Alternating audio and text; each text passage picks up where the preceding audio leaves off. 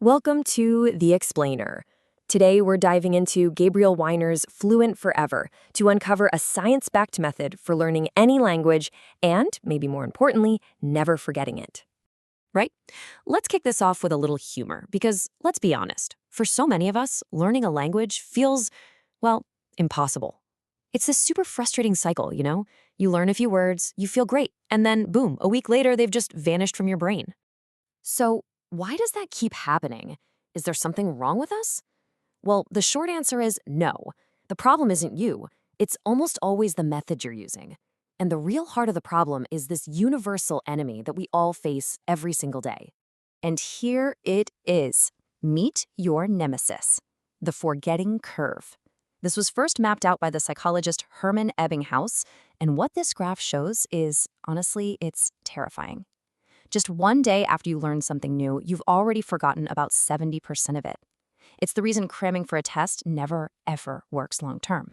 But what if you could actually beat this curve? I mean, really flatten it out. The author of Fluent Forever, Gabriel Wyner, he stumbled upon a way to do just that. And funnily enough, it all started because he panicked and cheated on a placement test. So, after years of just banging his head against the wall trying to learn Hebrew and Russian, Wyner used Google Translate to fudge his way through a French placement test. And it worked a little too well. He landed in a class that was way over his head. This one desperate act forced him to completely ditch all the old useless methods and basically invent a new system from scratch. He had just 3 months to learn a year's worth of French. And the craziest part? It worked. He showed up to his interview and realized he could actually think in French. His sudden success wasn't some kind of magic trick. It all came down to combining 3 really powerful ideas that work perfectly with how our brains are actually wired. First, learn the sounds of the language. Second, and this is a big one, stop translating in your head. And third, use something called a spaced repetition system. So why do these 3 keys work so incredibly well together? Well, to really get that, we need to peek under the hood and look at the 5 core principles of how our memory actually functions.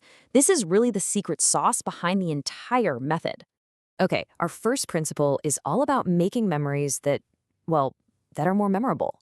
See, your brain has this built-in filter to protect you from being overwhelmed with information. So to remember a new word, you literally have to convince that filter that this piece of info is important enough to keep. It's a concept called levels of processing. Check this out. In one study, students were asked really shallow questions about a word, like for the word bear. Later on, they could barely remember seeing it. But when they were asked a personal question, like if they enjoyed pizza, their recall was 6 times better. It proves it. Deeper, personal connections are what forge strong memories. And this right here is exactly why the way we all learn languages in school is so ineffective. Simply memorizing that gato equals cat is super shallow processing.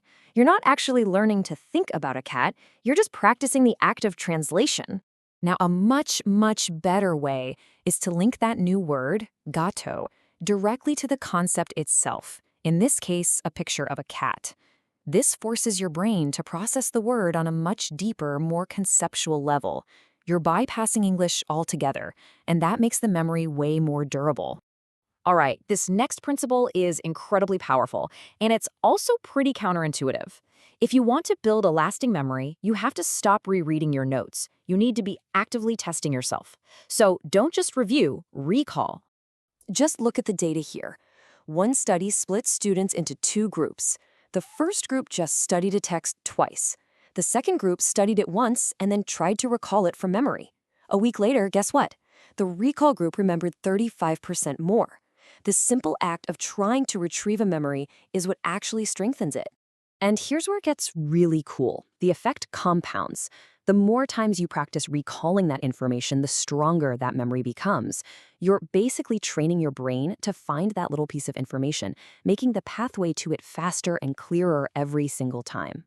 So this brings us to the ultimate tool for putting all of this into practice. It's called a spaced repetition system, or SRS, and it's basically flashcards on steroids.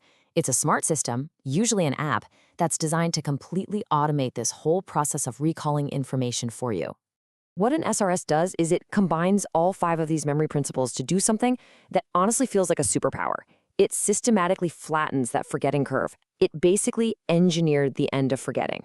So, you remember our old enemy, right? That steep, terrifying drop-off of the forgetting curve? This is the natural state of our memory, where information just sort of leaks away over time. Okay, now watch what happens. An SRS is smart. It prompts you to recall a word at the absolute perfect moment, right before you're about to forget it. And that one single act of successful recall hits the reset button. You can see right here how it dramatically flattens the curve. And this is the beautiful long-term effect. Every time you successfully recall something, the system pushes the next review further and further into the future, from a few days to weeks to months, even years, until that piece of information is just locked into your long-term memory. This is effectively the end of forgetting. So, what does this actually mean in the real world? Well, by using an SRS for just 30 minutes a day, you can learn and permanently retain around 3,600 flashcards. We're talking words, grammar rules, you name it, in just 4 months. And you'll do it with 90 to 95% accuracy. It's wild. But there is one last absolutely vital rule to make all of this work. You can't just go and download somebody else's deck of flashcards and expect to get the same results. You have to be the architect. See, the act of creating your own flashcards, of choosing the images yourself, thinking about what a word means to you, making those personal connections, that is the deep processing that makes this whole system fire on all cylinders. You're actively building the memories yourself, not just passively consuming them. This whole method really reframes language learning, doesn't it? It stops being a tedious chore and it becomes this creative, engaging game. It's not about memorizing boring lists from a textbook anymore. It's about actively rewiring your own brain, one personal connection at a time. So the only question left is, are you ready to play?